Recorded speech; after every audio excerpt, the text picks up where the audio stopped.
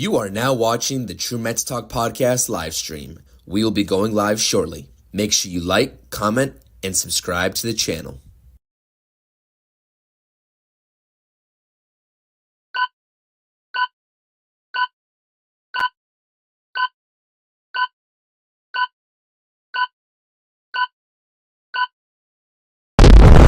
Shallow right field, stumbling start for Stewart. It's close to deep left field by Alvarez, and that's going to go in 4 straight games for the second time. And he's homered in 4. What's up, everyone? It's your boy CP, and welcome back to the True Mets Talk day after recap. This was supposed to be a pre-recorded podcast, but I figured what better way to talk about a dominant, strong performance for the second time in a row in DC than to have a live discussion with you all in the chat. So, as always, we're going to talk about yesterday's game. Obviously, I was in attendance for yesterday's game, and hopefully the Wednesday afternoon technical difficulties on this streaming platform don't get the best of me yet again. But nonetheless, if you all hear any changes in the audio, just let me know in the live chat, and that's how we will approach today. Obviously, if you're here, whether you're here live or whether you're here catching the replay, hit that thumbs up for me on this stream. I definitely appreciate it. Make sure you hit that subscribe button and comment your thoughts in the live chat.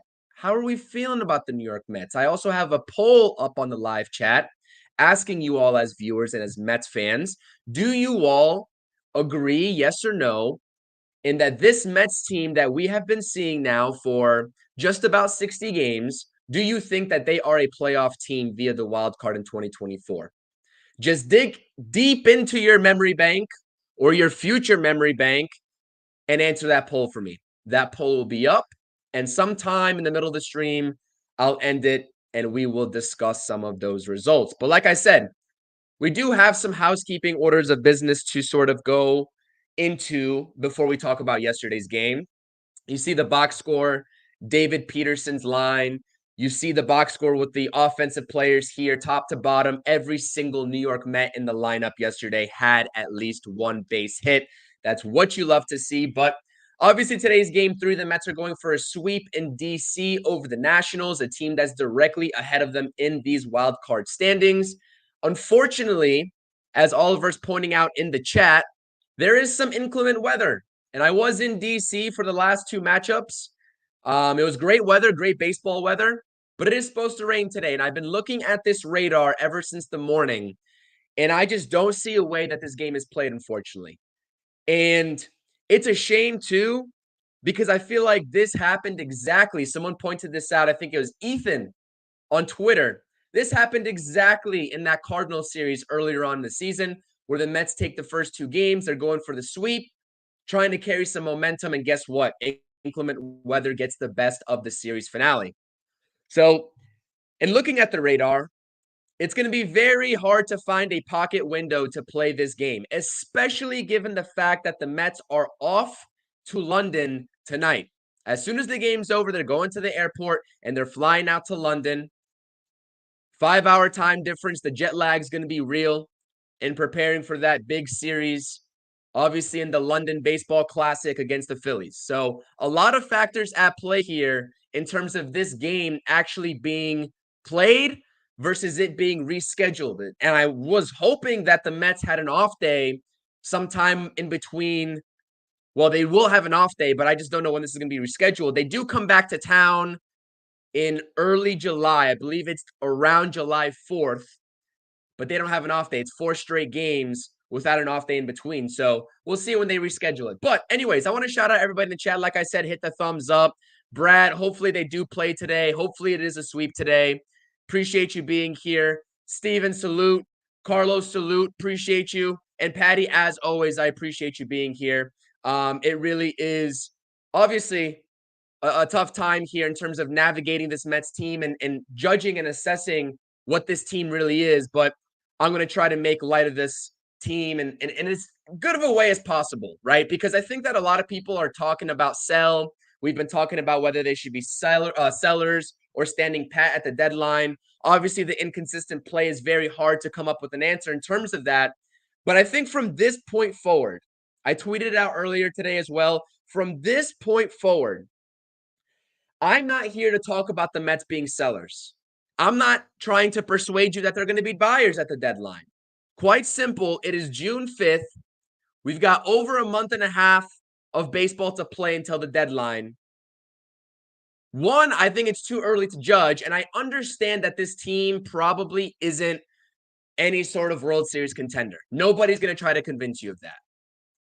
But when we're talking about the optics of in a evaluation year, when all we've been told is making the playoffs this, making the playoffs that, if you're in the wild card hunt in some sort of capacity, and the returns for these players, like a Jeff McNeil or like a Sean Manaea, isn't what the Mets front office and David Stearns have in mind as in terms of return evaluation and the value of what they get in return, then maybe they do just stand pat. But honestly, like my mindset right now is we just watched a great ball game yesterday.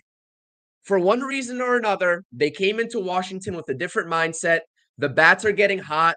The pitching has been okay, relatively. The bullpen's still a little bit shaky, although that did turn around yesterday, in part due to David Peterson's outing right here, as you can tell on the screen, actually providing the Mets with some longevity. But I think it's just, and I'm not here to tell anybody how to fan.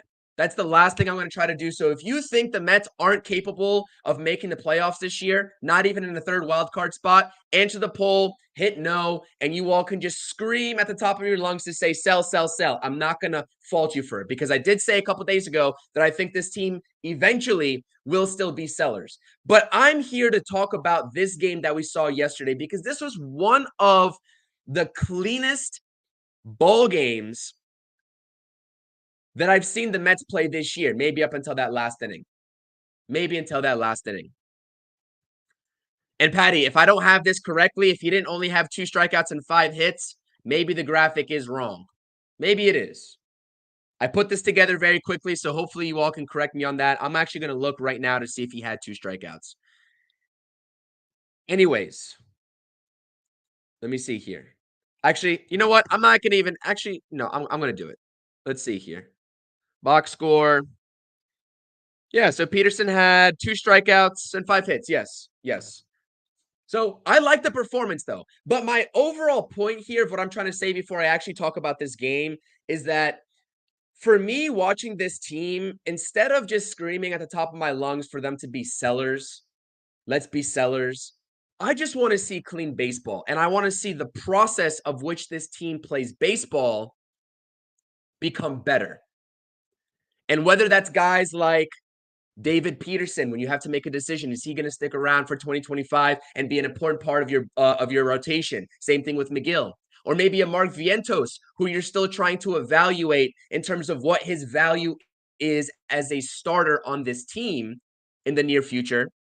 And we will talk about Mark Vientos, make no mistake about it, because he's playing unbelievable baseball right now.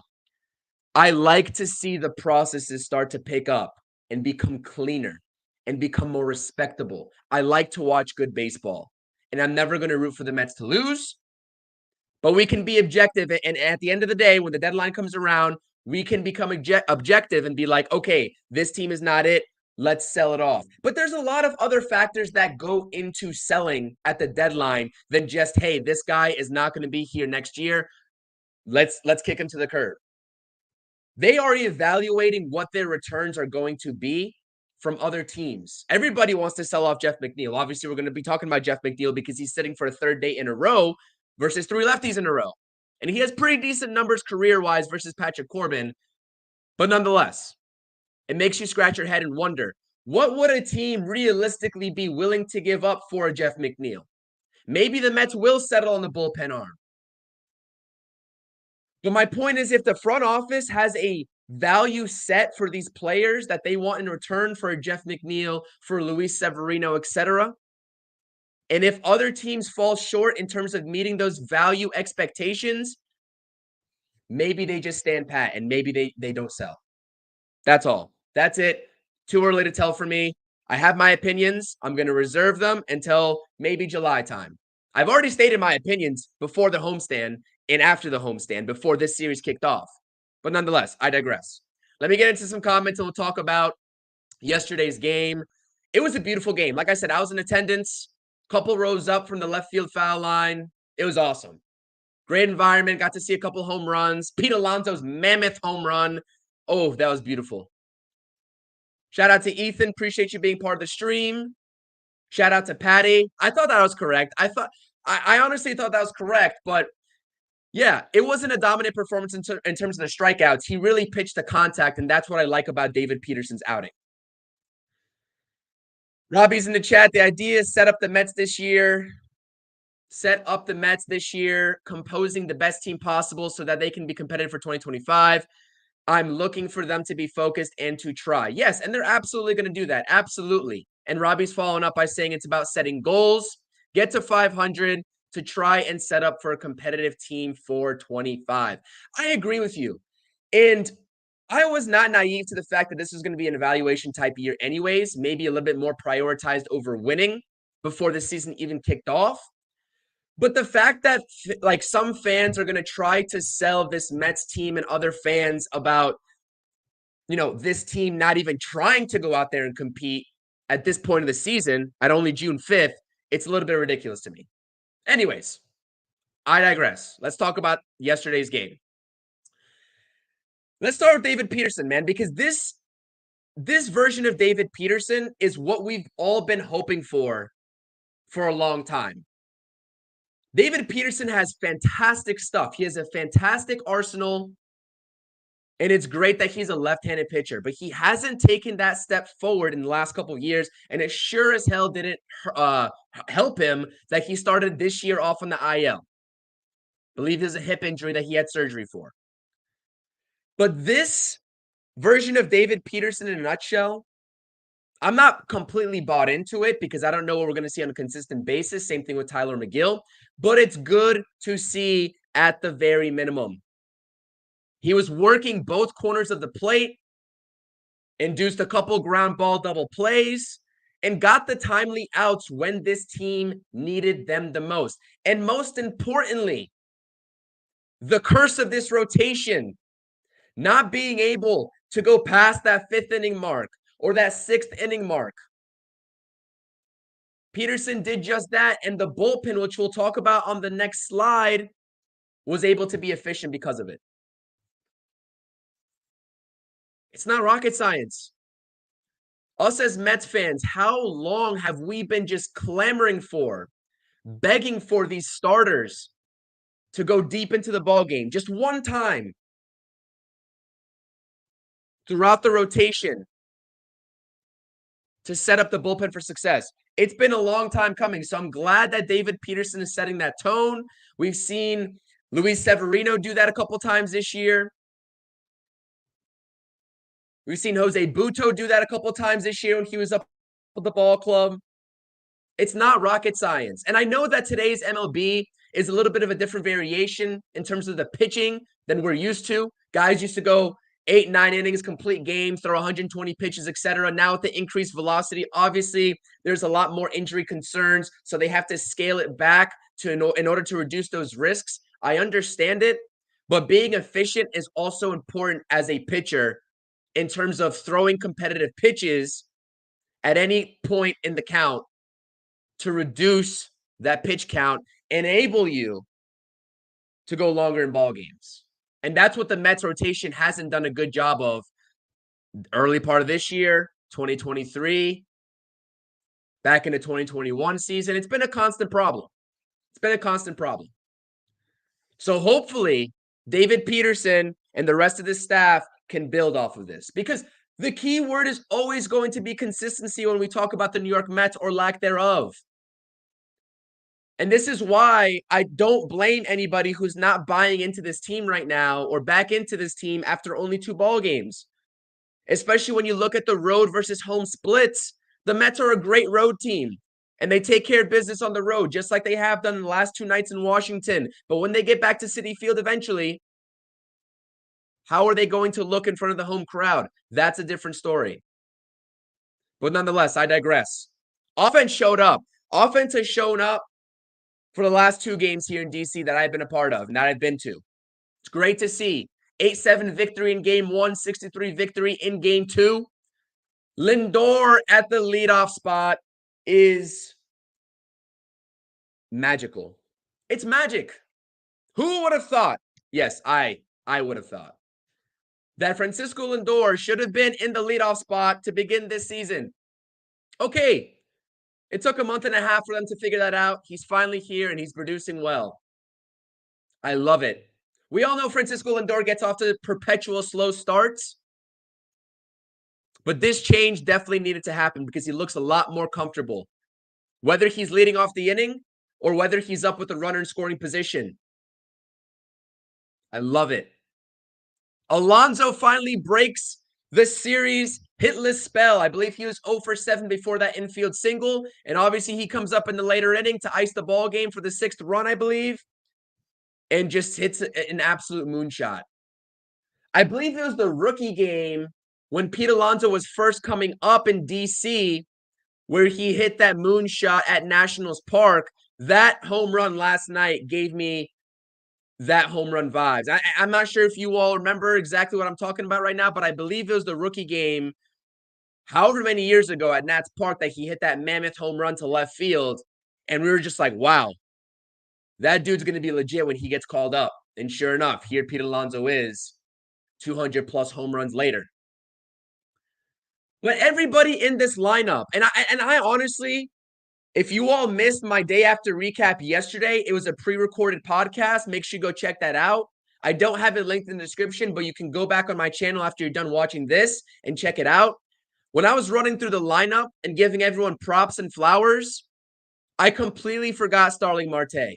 And I feel so bad because of it. So now I tweeted it out, but I didn't actually mention it in the video. Starling Marte has flown under the radar, especially my radar. And I'm guilty as charged of that because he has been producing quietly for this Mets lineup in this 2024 season. And he's had a hell of a series so far. Unfortunately, if the Mets do play today, he's a late scratch. Tyrone Taylor is making the start in right field instead of him. No news as to why. Won't even speculate why.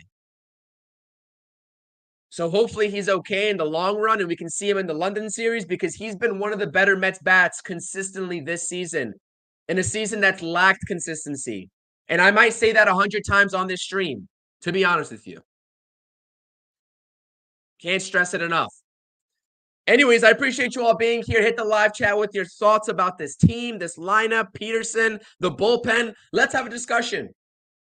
Hit the thumbs up as well if you're in here, whether you're on YouTube or X. If you're on X, come over to YouTube, hit the subscribe button, and hit the thumbs up for me. I definitely appreciate it. It's not Friday, but I'm still wearing my Hawaiian. I felt a little spicy today, and I figured I might as well just go toss on the Hawaiian. Win, you fool, Stevie Mac. That's the bottom line. Just win. Just win. That's it. But yeah, Marte is a scratch today. I'm not sure if it's a day off, Carlos. I hope it's just that. But the thing is, if you toss out a lineup originally with him in it in that 5 spot, and he's a late scratch, there has to be something else going on. So maybe you hope at the minimum it's just like a stomach bug or something like that, and it's nothing too serious. Because obviously, he did stretch out a triple yesterday, which is good to see him use his legs. And I believe he also has a stolen base in this series in game 1. So he's using his legs a bit more. But I'll tell you what, in game 1, when he was out there in right field and there was a mound visit, the way he was stretching his legs, you can tell that there's some residual soreness, as expected with that double groin surgery. Like, I'm telling you, there's so many things that you can watch out for when you're at the game live instead of on a TV screen. And I was in right field for game 1, and I saw Starling Marte out there stretching. He used every single second of that mound visit to stretch out those legs. Obviously, he appeared in game 2. Got an RBI. I believe it's a 2 RBI triple. Can't remember if it was 1 or 2, but it was an opposite field triple like Oliver's saying in the chat here. It was beautiful. And now he's scratched today, so you can only hope that he's okay. But shout out to him. He's been swinging a tremendous bat. And Mark Vientos, I'm going to skip over because I'm going to talk about him here in this next slide as well. because this oh my goodness. Mark Vientos. I mean, I've been skeptical about his longevity in terms of him being a part of this team in the future. I was always on board with Mark Vientos to be the everyday DH before the JD Martinez signing. But I think that I came into this season expecting this to be a trial run for Mark Vientos. And I said it countless of times, so I might as well reiterate it. Do I agree with that take still? Maybe, maybe not. But I always thought that this was going to be Mark Vientos' year to shine in order for the Mets to flip him in the 2025 offseason for something else, for another piece that they need. But he is playing right now like he wants to be a part of this organization for the foreseeable future, whether it's at third base or whether it's at first base, depending on what happens with Pete Alonso, which is a whole separate discussion, which we'll be getting into as the deadline approaches. Believe you, believe me, and believe Talking Mets with Rob, because he's not going to let the Pete Alonso discussion escape. That is our favorite discussion on the roundtables, is Pete Alonso. Anyways, I digress. And this is really what it comes down to, Robbie. I agree with you. And it's a shame that it's come to this realization and that I've come to this realization. But the Mets look locked in. Like the first two games of this series, they look like they're having fun in the dugout. They look locked in. Mark Vientos, when he made that diving play and it got reviewed after the safe call, after it was confirmed to be an out, Mark Vientos was amped up, and Francisco Lindor walked over to him from shortstop, gave him a little pat on the chest, was like, good job. This team is vibing right now, and that's really the difference. When they are losing, and this is obvious though, right? When they are losing, obviously the vibes are low. When they're winning, the vibes are going to be high. That's natural. But good teams, when they go through bad stretches of losing, they're able to keep their heads in the game and they're able to break out of those slumps early and not extend those slumps. And unfortunately, I don't think the Mets have done a good job at that so far in 2024. For that very reason that Robbie just brought up. So, like I said, if you all are on X, come over to YouTube. I do have a poll going right now on the YouTube, whether you believe the Mets are a playoff team this year or not. Listen, this has to be said. Jose Iglesias is in the lineup today. This is the third straight day Jose Iglesias is getting the start at third or second base over Jeff McNeil. And I looked at a little bit of the career numbers for Jeff McNeil versus Patrick Corbin in comparison to Jose Iglesias. Jeff McNeil has decent numbers against Patrick Corbin. He didn't fare too well in 2023 versus him. But overall in his career, in 41 plate appearances, he's hitting 270. So it makes you kind of wonder. And I understand that Jose Iglesias is batting .455 and only 11 career plate appearances against Patrick Corbin. But you would think that Jeff McNeil would get at least one start in this series. And I understand that it's lefty versus lefty, and Jose Iglesias is the more favorable matchup. I understand that. I also understand that Carlos Mendoza made sure to turn down the noise as it pertains to Jeff McNeil. But you can only wonder. Because as soon as that Jose Iglesias call-up happened, I was like, oh boy, Jeff McNeil better get ready for this competition that's going to commence. So I'm not really sure what the Mets' plan is moving forward in terms of this platoon role, but best player wins, better player wins. And right now, that's Jose Iglesias. He's hitting the ball. He plays a good second base, minus that lazy throw he had in game one. So I'm not sure what Jeff McNeil's thought process is right now, but he better get it together. Because if it's one thing that is very apparent about David Stearns and this Mets regime this year, whether it's Carlos Mendoza making the decision, whether it's David Stearns making the decision, or whether it's them collectively coming together as a front office with Steve Cohen involved and making that decision, it is very readily apparent that the better player is going to win. If you're not buying into the team standards, you're out of here. If you're not performing, don't care what your name is, you're out of here. And obviously there's limitations to that. Obviously some of these moves are going to happen quicker than others. But it's very apparent that this is a no BS front office. And I think David Stearns is at the very helm of that. So I don't know what to say for Jeff McNeil. I don't know. He's got 2 years left on his deal, I believe. And you know what? Come the deadline, maybe they're ready to move on to Luis Angel Acuna. Maybe Jose Iglesias is just a bridge to Luis Angel Acuna coming up at the deadline. Maybe they aren't sellers, but they will sell off certain pieces in a hybrid sort of selling mode.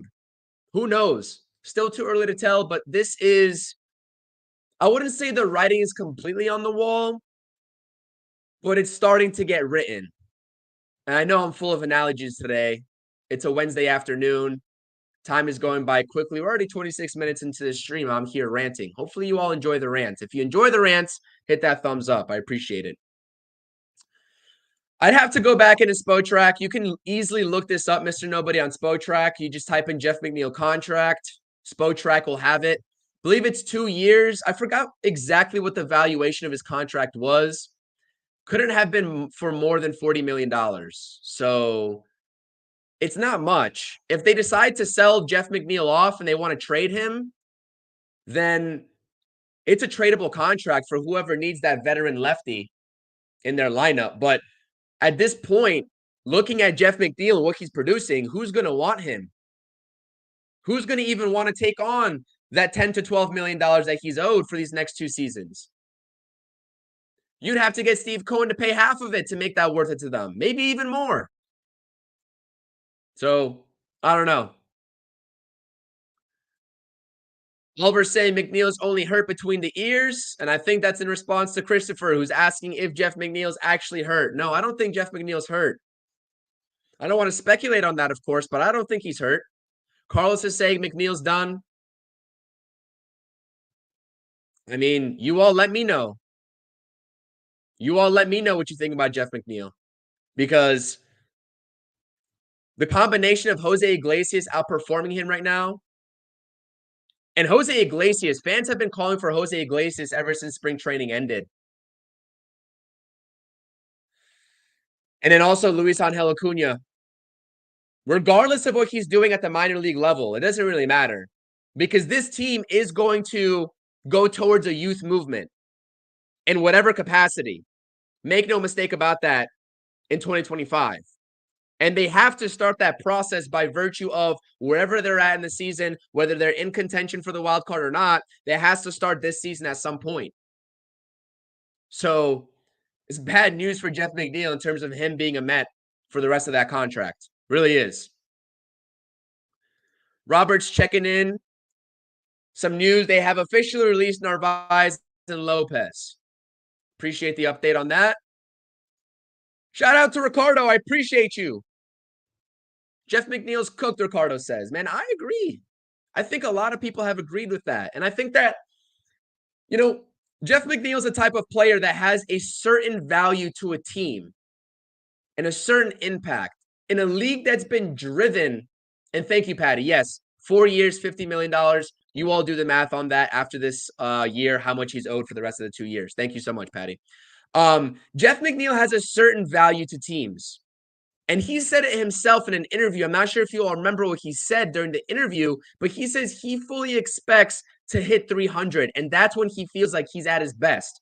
Because guess what? This league is a doubles, extra base hits, and home run league. In terms of putting a lineup together that is going to make you a top contending team. Jeff McNeil is not that. Jeff McNeil is not that. So in order for him to have an actual realistic value for anybody, not just the Mets, he has to be up there 280, 290, 300. That's it. Bottom line, if he's not hitting those metrics and that metric and the batting average, what is he doing? He plays a subpar second base. His outfield is atrocious, so you can toss the versatility or utility type role for him out the window. And I'm not trying to completely devalue Jeff McNeil.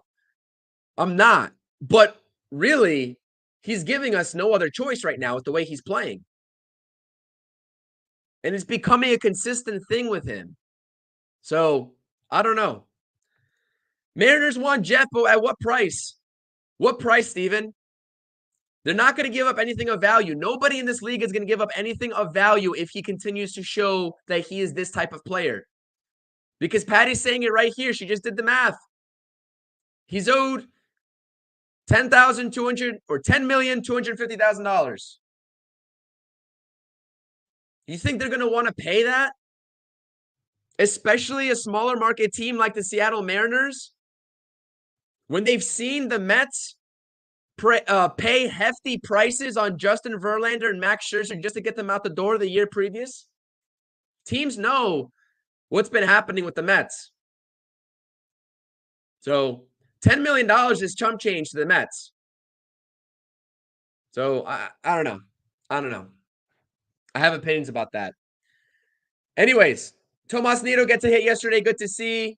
Very curious with the addition of Luis Torrens, who's actually been performing pretty well on both sides of the ball. I'm curious when Francisco Alvarez comes back, who's going to be the backup catcher. We all know the New York Mets love them some Tomas Nido. We all know that. I'm actually very shocked that Narvaez stuck around for as long as he did. Because they could have just called Tomas Nido right back up. But I'm curious, once Francisco Alvarez comes back, obviously there's going to be a backup catcher. They're not going to carry three catchers. Curious if it's going to be Nido or Torrens. So send it in. Send it in, Junior. Stearns can work some magic, but he can't work that magic. Shout out to Junior tuning into the stream. I appreciate y'all being here. I love having these discussions on weekday afternoons with you all. Maybe I might make this a consistent thing, going live for about 30 to 45 minutes, talking some Mets baseball in the middle of the day for anybody who is crazy enough to listen to me at this time. I'm sure you all have busy lives. Got a lot better to do than listen to me talk about some Mets baseball, but I definitely appreciate you all being here. Keep hitting the live chat with your thoughts.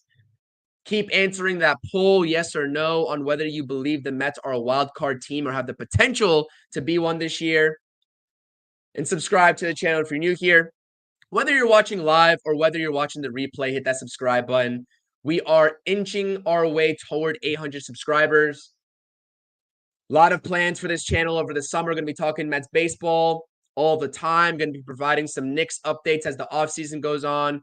And we're going to be doing some Rangers content as well. Series or season review up on the channel for the Rangers Blue Shirts banner next week. So, like I said, it was a great game yesterday. Mark Vientos defensively, like not only offensively, but defensively, I'm seeing a different swagger, a different confidence level in Mark Vientos.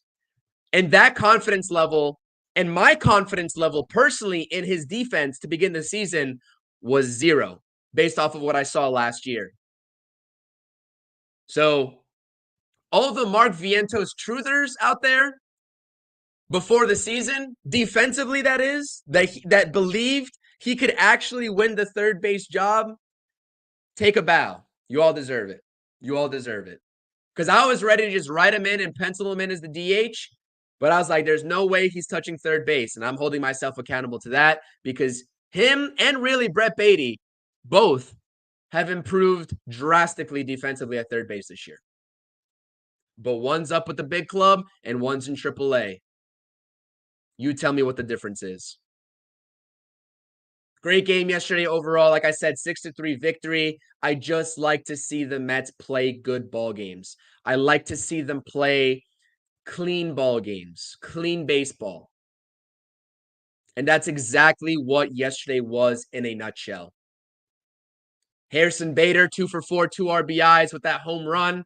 Good to see him swinging the bat. Obviously, going into the season, we all know what we're going to get out of him defensively. But what sort of production were we going to get out of Harrison Bader on that 1-year deal worth $10 million? He's been solid enough, to my surprise, with the bat. Well, let's shift our focus because, like I said, Mr. David Peterson gave the Mets longevity yesterday. And that's exactly what helped the Mets bullpen. And you know what? Since we already talked about offense, let me hold on to the bullpen discussion and let's talk about the below graphic here, right above the 3 in the Nationals logo, because that is Mark Vientos's 2024 MLB stats in a nutshell. These numbers are undeniable. That is the reason why he is here with the big league team and Brett Beatty is not. Small sample size, don't get me wrong. It's only 70 plate appearances. He got called up for a short period of time early in the season, performed well, got sent down to everybody's dismay, to everybody's anger. And I was one of those people that really didn't think he deserved to be sent back down. But that seems to have really lit a fire up under him because he is red hot with his bat right now. 70 plate appearances. He's hitting 339, 400 even OBP. Slugging is just through the roof. And the OPS plus at 203, where league average is 100. Like I said, a very short sample size. Don't get me wrong. I understand that. But what he's doing right now is incredible. And it's exactly the spark that this team needed when some of those top guys weren't performing. When Brandon Nimmo has been trying to figure it out. Before Francisco Lindor seemed to have figured it out. When Pete Alonso went through a little bit of a stretch. When Francisco Alvarez got hurt. Who were the Mets going to turn on? Who are they going to lean on to provide some offensive spark? And it's been Mark Vientos. It's been Mark Vientos, of all people. Give this guy his flowers, people. You could be wrong about Mark Vientos to begin the season. I certainly was, especially defensively. I know that he had raw tools offensively. But man, this guy is good right now. He's a good ball player. Very good ball player. See what the comments are saying. Yeah, why should Steve Cohen always eat these players' contracts just because he has the money to do so? And that's why I think that this front office is going to really turn that page to make the rest of the league know that they are not going to, one, overpay for players in free agency, and two, just eat players' contracts for no reason. And I'm not saying they can't and shouldn't do it for Jeff McNeil because, like I said, $10 million is $10 million, whatever, or just north of it. But it's like there's a precedent that's been set, Steven. And I think that the Mets, for the greater good of the long haul, need to disperse or get rid of, if you will, that precedent. I think that it's very important to do that.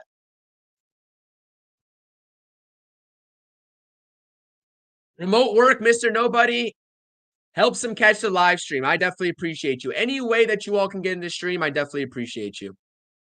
Yeah, that Vientos play in the 6th inning was absolutely incredible. 100%. Ricardo was wrong on Vientos as well.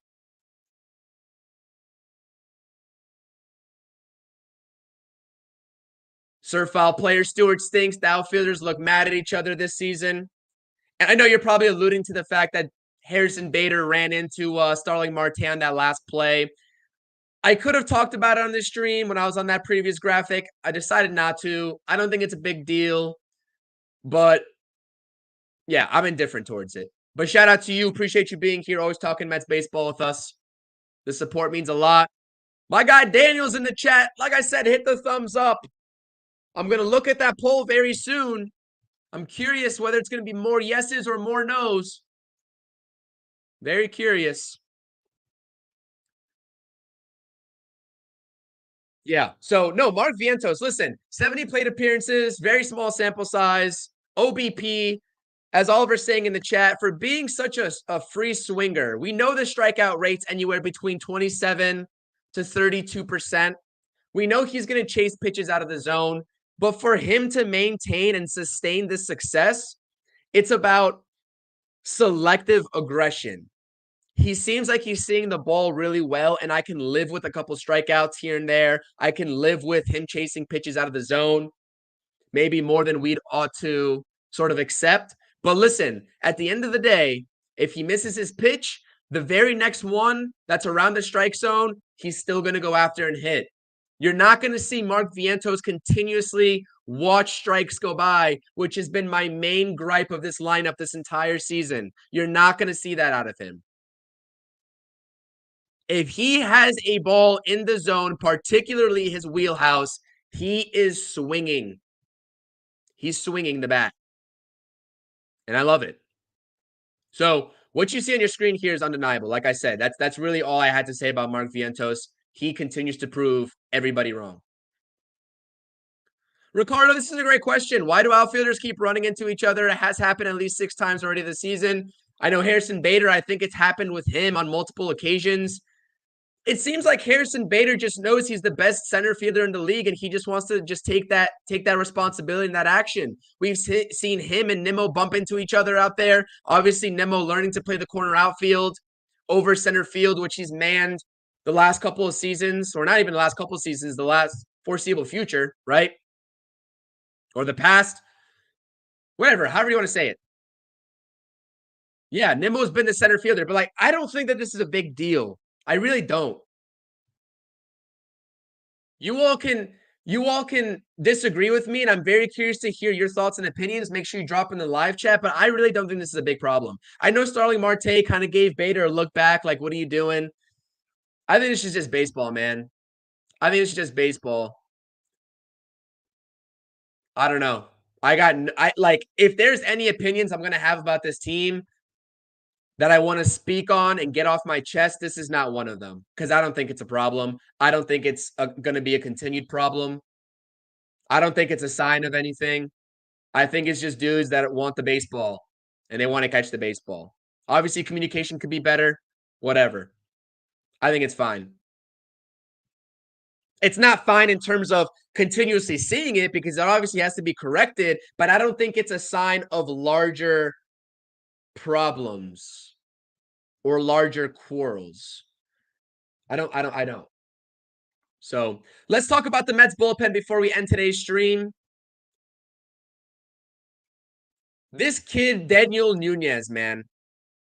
The Mets have found something with him. Obviously, he's been kind of going back and forth between AAA and the majors, especially when the Mets get a chance to add a 27th man to the roster. He's got impressive stuff. And like I said, the efficiency of David Peterson's outing and the fact that he was able to go 6 2/3 to set up Daniel Nunez to come in and close the door on a little bit of a stressful inning with a couple runners on is awesome.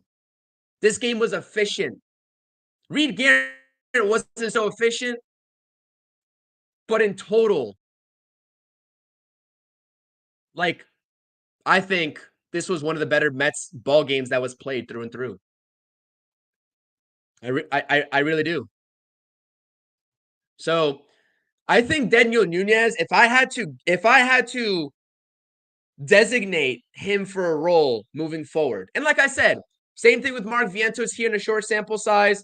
Nunez, also short sample size. Just north of 11 innings on this season with the big league club. Am I going to jump to conclusions about what his ceiling is? No. But I think that he has the makings, especially if you don't trust an Adam Ottavino, and I don't know who would trust an Adam Ottavino right now. I think that I'd prefer to see this guy Nunez in the 8th inning over Adam Ottavino. And I don't think that's far-fetched at all. With how abysmal the bullpen has looked as of recently, the fact that you can't rely on an Adam Ottavino, the fact that Jorge Lopez got the boot and getting DFA'd after the whole glove tossing whatever situation that we've already talked about, you got to reach into your back pocket if you're the New York Mets and David Stearns. And I think that you have a gem here in Nunez that has the stuff to be this short-term setup guy. And I keep talking about it, right? What has been my common theme on these True Mets Talk podcasts about this bullpen, especially the closer role? When Edwin Diaz is out, whenever he gets back is when he gets back, and then you get a little bit better of a feel of where you place Edwin Diaz. But there needs to be some consistency in this bullpen. I'd like to know that this is our setup guy moving forward, and I'd like to know that this is our closer moving forward. And honestly, seeing these two guys right now, I know Reed Garrett struggled a little bit here as of recently. Whether the opposing teams are just figuring him out or whether he's just not making adjustments, whether he's overworked, overused, maybe a combination of everything. I think these two guys could be the 8th and 9th inning combo. You got Danny Young, who's looked pretty impressive as well. So the common theme here is that there is a lot of guys that even us Mets fans at the beginning of the season were not expecting to be here in this situation. And you look at a couple of unfortunate circumstances in Jorge Lopez, getting the boot. You look at Brooks Raley, season-ending Tommy John, Edwin Diaz, injury, but also just didn't look quite himself. This bullpen has been taxed naturally. So these guys have to step up. That's it. And yes, we did forget about Fujinami. I think he's injured. One, if I'm not mistaken. I haven't really heard too much of him in AAA. You know why? Because he didn't have good numbers down there. The biggest question mark with Fujinami was always going to be, can he command the strike zone? Can he throw strikes? And he got sent down to AAA. He's got the raw tools. He's got the velo. He's got the pitch arsenal. Just can't throw strikes. So yeah, Ricardo, good name to mention. In terms of what we thought could be a valuable piece to this bullpen at some point this season, just didn't pan out. They took a shot on him, and it didn't work out. That's it. I believe he is hurt, Junior. I believe he's hurt. But even before he got hurt, there was no way that he had a trajectory to get up to the big leagues because he just, he wasn't figuring it out. Sanders, absolutely agree with you. Nunez and Young are two good pieces for the bullpen moving forward. I'd like to see them get more meaningful and more impactful innings along with Reed Garrett. I think the trio of those three guys, Danny Young, Daniel Nunez, and Reed Garrett. Imagine coming into this 2024 season and we're naming off Daniel Nunez, Reed Garrett, and Danny Young and saying that they should get impactful innings in this season. Like it's just crazy to think about, right? I mean, we would never have thought that we wouldn't be talking about Brooks Raley or Adam Ottavino, who's been absolutely abysmal, or Edwin Diaz. It's crazy. But things happen over the course of 162. Things happen. It's next man up mentality. That's it. So, yeah, I agree. And honestly, I know Mez was talking about Adrian Hauser potentially being a closer. I don't know if I'm comfortable with him being a closer, Mez. And I know you're saying setup man here as well. Setup man, okay, maybe I can get behind. But honestly, regardless of what he's done the past week and a half, 2 weeks, I think Reed Garrett has to be the closer for this team moving forward. I don't care what it is. If I'm going to preach consistency, I know he started off really hot and he hasn't looked the same. Whether the command is just not there. Obviously, you see 2 walks on your screen. The splitter and the command that he had versus what he now has.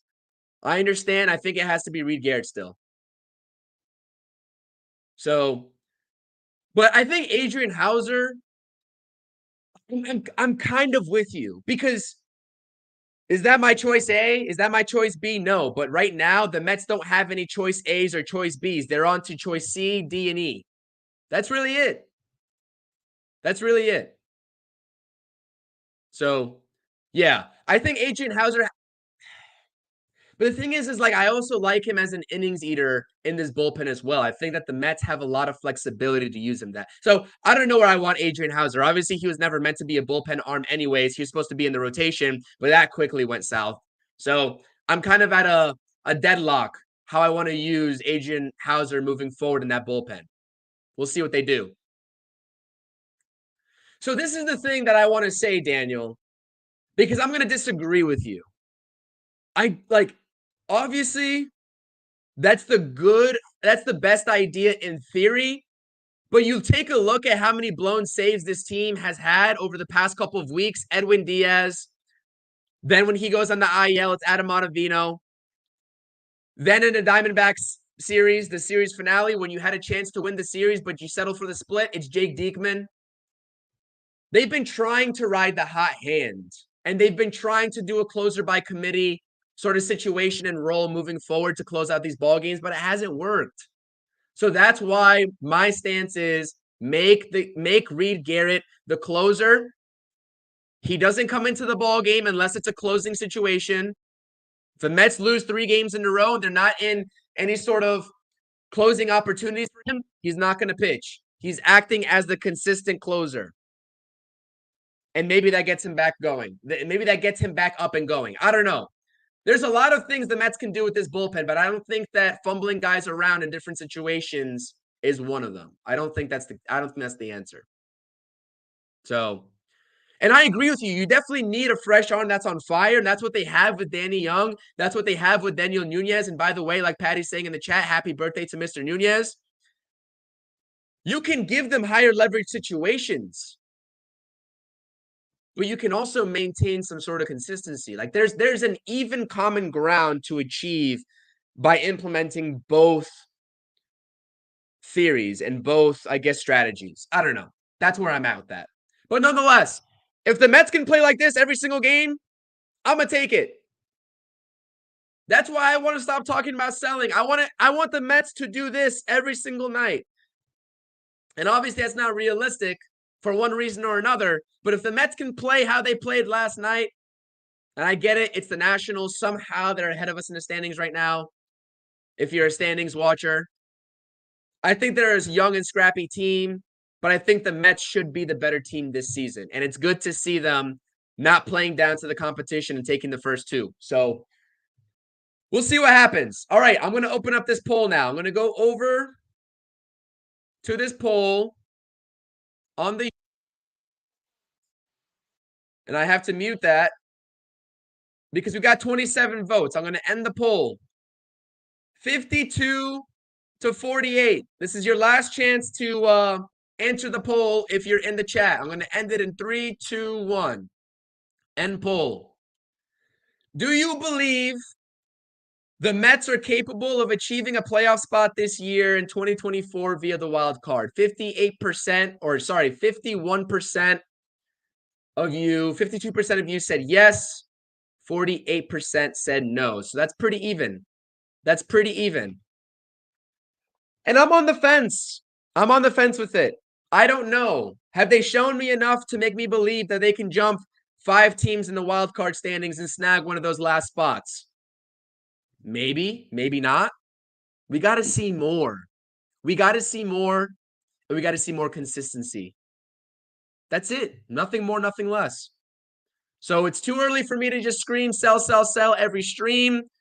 I said a couple streams ago on the roundtable on the pregame show as well that the Mets might be inching their way towards being sellers. I think Andy Martino, whether you want to listen to the guy or not, basically said that a couple weeks ago. Steve Cohen alluded to the fact that they are going to wait this thing out and not make any rash judgments on being sellers. That was back on May 16th.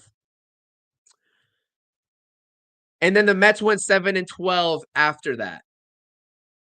And then Martino followed that up by saying the Mets aren't stupid or naive to the fact that they are not going to sort of not be sellers just for the sake of not being sellers. Like this team and their position in the wild card standings isn't going to fool this front office into making the correct decision, whatever they deem that to be, if that makes sense.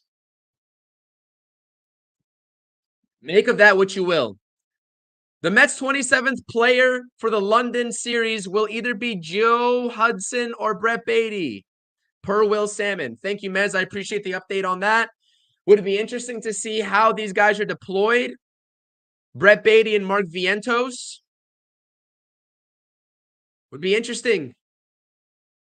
I would hate to ruin the mojo and the flow and the confidence of Mark Vientos by sort of bringing up some competition back up, and hopefully Brett Beatty can be used in a different sort of capacity.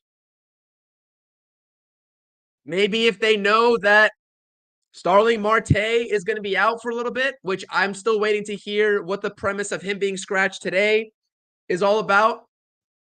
But maybe they try out Brett Beatty in the outfield. Who knows? I don't know. Because Brett Beatty is an interesting and a complex sort of talking point right now. I agree with you, Daniel. Leave Mark Vientos alone. He won the job until further discussion, until further evaluation. This is where you ride the hot hand. Where you said you ride the hot hand, I think that we can both agree this is where you ride the hot hand with Mark Vientos. So, sore knee. Okay. Junior saying, voted no because I need to see a team that plays winning defense and steals bases like top teams do. That's valid. That's valid. Very valid. I would like to see the Mets use their legs more. It's good to see that Marte did this series. It's good to see that Francisco Lindor has done so recently. We need to see more of it. So that's valid. Albert's saying sore knee for Marte. See, this is what I didn't want to hear. I told you all at the top of the stream when I was at game 1, Mets versus Nationals 2 nights ago, I was vividly watching Starling Marte in the outfield during a either pitching change or a mound visit for the Mets. And there was not 1 second of that mound visit that he wasn't in right field doing some sort of leg stretches. So, I don't know. You can't speculate. You can't speculate with these types of things, especially the injury history, the most recent injury history that he's had with those legs. But I would have much rather seen something like, day-to-day, stomach bug, whatever, than seeing a sore knee. So, I don't know. Things get more complex. Sanders with the bold prediction. The Mets are winning 2 games in London. Book it. I came into this national series. I know Stoney's not here right now, but I came to this national series in the live stream that I did, I believe, 3 days ago. I came into this national series feeling very confident, very optimistic. Knowing that I was going to be in attendance, 1. And 2, I don't know why. I just felt like the Mets were going to win the series. And it's a good thing that they did in the first 2 games. Obviously, we're still waiting a verdict here in terms of if we're going to be playing. I got to look at the radar here after we get off this stream. Honestly, if they get it in, it's not going to be a full 9 innings if I had to guess. If they find a pocket of a window in this radar, in this forecast where they can play, they could try to start up the game and maybe play a 5-inning, 6-inning game and then call it there if they really want to get it in. But if they have no feelings that they're going to be able to get this in, don't waste anybody's time. The Nationals have the Braves coming to town. Someone said this on my Twitter account. Shout out to them if they eventually watch this. The Nationals have the Braves coming to town today or tomorrow. They got a game. The Mets got to go out to Dulles Airport and fly out to London, and they're going to be jet lagged before a pretty big series against an NL East opponent in the Philadelphia Phillies, who are one of the better teams in baseball. Don't waste anybody's time. Just call it early, please.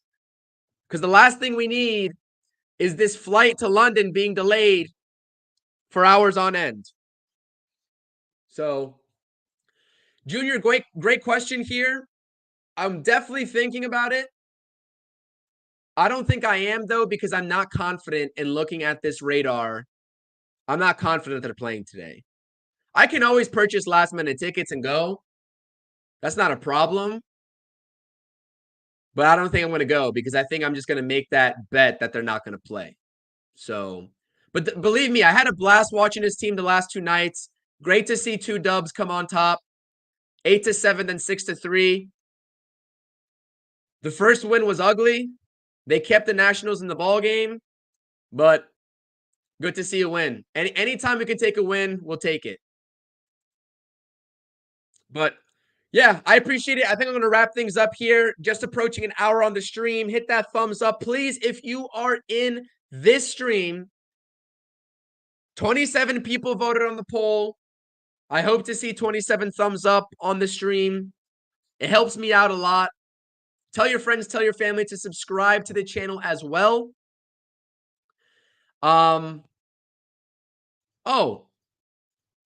maybe I'm fast tracking here. Maybe I won't end things. We have a game to talk about today. I'm so caught up into the fact that the Mets aren't playing today, like Junior was asking me if I'm going today or not, that I forgot that there's an actual game today.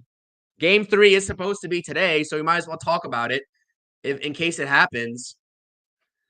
No, Patty, it's not raining yet, but it's inching its way closer and closer. Actually, there was some light sprinkles early this morning, a couple hours ago, but it's held off for the most part. So I'm not going to make any judgments until 4 p.m. because it's supposed to be coming around that time. So we'll see. Anyways, this is your pitching matchup today. If the Mets are able to give it a go with the Nationals, weather depending, Patrick Corbin versus Luis Severino. Patrick Corbin has been abysmal this season. 1-6 with a 5.83 ERA. The Mets have seen him a lot. The New York Mets have seen Patrick Corbin a lot. He doesn't have great numbers career-wise against the New York Mets as well. I don't have them pulled up in front of me, but I know that he doesn't. You can type that into StatMuse and they'll give it right to you. Luis Severino is coming off of a rough outing against the Diamondbacks. 5 innings pitched, 4 earned runs given up. Look to see, and I'm hoping to see a bounce back from Sevy because all in all this season, I've been very pleased with the way Sevy's been performing. 3.52 ERA, 3-2, should have a 4th win under there because they absolutely squandered that gem that he had a couple starts ago. So I think this pitching matchup's in the Mets' favor. And honestly, I really hope they do get it in because I feel a sweep in my bones. I do. This would suck to come out to DC, to win 2 in a row, and to try to catch a little bit of a hot streak before you fly out to London and play one of the best teams in baseball. It'd be awesome to get a sweep here. And it'd be a real damn shame if the weather held that up. So this is your pitching matchup, like I said. Late scratch, Starling Marte is not in the lineup. Tyrone Taylor gets the start. Mark Vientos gets bumped up to 5th in the order. Francisco Lindor remains leadoff. Brandon Nimmo remains at batting 3rd. JD Martinez is also in there batting cleanup again. And I believe Luis Torrens is getting the start today. Because I don't think Alvarez is going to be back for this London series. I know there's some speculation that he might join the team, but I don't think he's going to be back. He's been rehabbing, appearing in some rehab games. Good to see, but I think they're going to have to roll with Torrens and Nido, and I think they'll probably prioritize Nido in that series, if I had to guess. Where do I see Alvarez hitting in this lineup when he comes back? This is a great discussion.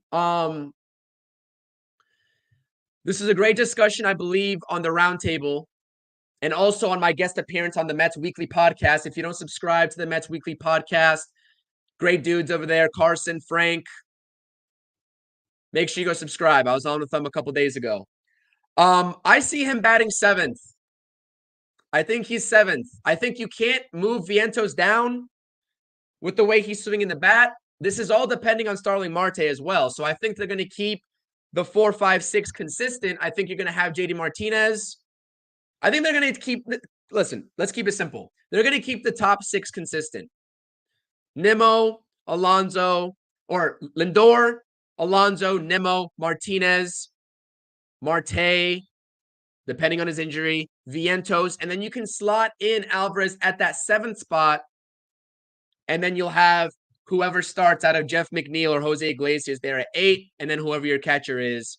Well, I guess that would be the catcher then, so I need another outfielder. So then Jeff McNeil might be batting 9th, honestly.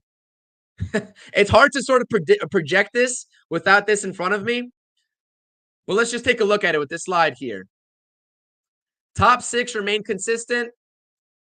Then I think you bat Alvarez 7th. I think you'll have then Bader 8th. And then you'll have whoever your second baseman is has to be batting ninth, whether it's Iglesias or McNeil. I really do think that this could be the first time we see Jeff McNeil, if he's playing, if he sticks around, batting ninth. Great question. That's a great question, Daniel. So, because it looks like a lot of people were getting a little impatient with Nimmo in that third spot, because there's just some disbelief that Nimmo's in the third hole now. Like, I guess people can't wrap their heads around Nimmo being in the middle of the lineup and him performing poorly 2 weeks into him doing so and being in that spot has got fans wanting to rush him out of there, which is valid, I guess. But I mean, he's turned it around the last 2 nights, so why not stick it out and try to see a way through with it? Because I like that top 6 that I just named. I like the top 6. So anyways, we're just splitting hairs here about what if or what happens when. Need Alvarez back because he's going to impact both sides of the ball. He's going to help out this pitching staff first and foremost, which in turn is going to help the bullpen. And regardless of what his numbers are, hitting-wise, Alvarez is an impact to this lineup because you got to account for him and his power, especially if he's sitting there at the 7th spot, which is why I like it, because it helps out the balancing of this lineup. That's why I like the 7th spot. And Junior does as well. So, all right. We'll see here in a couple of hours if we're actually going to play this game or not. This has been the True Mets Talk day after recaps. Listen, in the live chat, let me know if you guys like this midday sort of live stream, Talking Mets baseball. I know Talking Mets with Rob has his Mets in the morning talks on Fridays.